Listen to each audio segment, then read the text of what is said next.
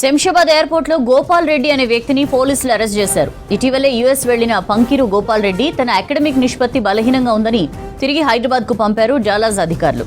దీంతో శంషాబాద్ ఎయిర్పోర్ట్ లో రాజగోపాల్ రెడ్డిని అదుపులోకి తీసుకుని విచారణ చేపట్టారు.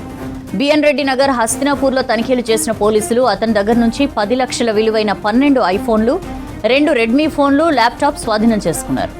వీసా కన్సల్టెన్సీ అనే ఒక ఏజెన్సీ, ఫేక్ ఏజెన్సీ అనుకోండి, అది డూప్లికేట్ డిగ్రీ సర్టిఫికెట్స్ని, హోటల్ మేనేజ్మెంట్ సర్టిఫికెట్స్ని క్రియేట్ చేసి స్టూడెంట్స్ని యూఎస్కి అట్లా పంపిస్తున్నారు అన్నమాట. దాదాపు 5 years నుంచి దాదాపు ఒక 15 మంది దాకా వాళ్ళు ఈ విధంగా స్టూడెంట్స్కి degree certificates, fake certificates produce చేసి పంపించేస్తున్నారు.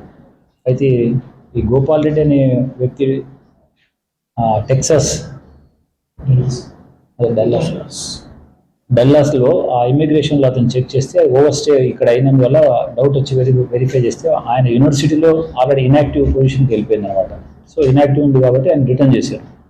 రిటర్న్ చేస్తే ఇక్కడ మన హైదరాబాద్ ఎయిర్పోర్ట్కి వచ్చినప్పుడు వీళ్ళు ఇమిగ్రేషన్ వాళ్ళు చెక్ చేస్తే అది సర్టిఫికేటే డూప్లికేట్ అని తేలింది అతను అడిగితే. సో వాళ్ళు అడిగితే ఇది నేను డూప్లికేట్ సర్టిఫికేట్ పోయినని చెప్పేసి ఒప్పుకున్నారు.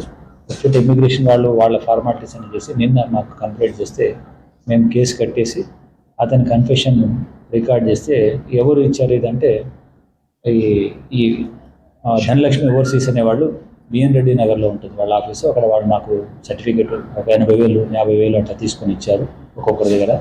అంటే అతన్ని తీసుకొని ఆ ఆఫీస్కి వెళ్ళి అక్కడ ఈ స్టాంప్స్, ట్యాబ్స్, ఫోన్స్ అవన్నీ సీజ్ చేసినాము. సర్టిఫికేట్స్ గురించి అవి ఇంట్లో ఉన్నాయని చెప్పేస్తే వాళ్ళ ఇంటికి కూడా బయలుదేరి వెళ్ళి ఇంట్లో ఉన్న సర్టిఫికేట్స్ దాదాపు మధురై వాళ్ళకి సంబంధించి 17 సర్టిఫికేట్స్, ఉస్మాన్ యూనివర్సిటీకి సంబంధించిన 4 సర్టిఫికేట్స్ అవన్నీ సీజ్ చేసి అదేవిధంగా 10 లక్షల రూపాయల క్యాష్ కూడా సీజ్ చేసి వాళ్ళని ఇప్పుడు అరెస్ట్ చేసి రిమాండ్ చేస్తున్నాం.